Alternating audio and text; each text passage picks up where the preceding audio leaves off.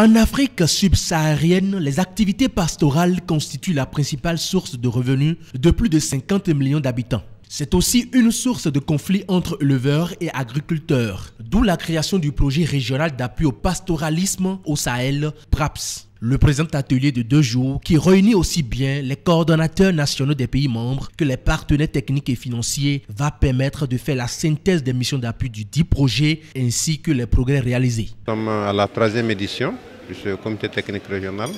Et bien évidemment, il a pour but de rassembler l'ensemble des acteurs de mise en œuvre de ce projet, une fois dans l'année, pour essayer de faire le point sur l'état de mise en œuvre du plan d'action annuel 2017 de la composante régionale du PRAPS, qui est gérée par le SILS, et de faire également le point des missions de supervision que la Banque mondiale organise dans ces 6 pays. Nous allons également, au cours de cette session, présenter le PTBA de l'année prochaine. Le PRAPS est lancé en 2015 et soutenu par la Banque mondiale et les organisations d'intégration régionale. Il regroupe 6 pays, le Burkina Faso, le Mali, la Mauritanie, le Niger, le Tchad et le Sénégal. En 2018, le projet se fixe de grands défis. 2018 sera pour nous l'année du déploiement du PRAPS sur le terrain, avec à la fois une montée en puissance des campagnes de vaccination.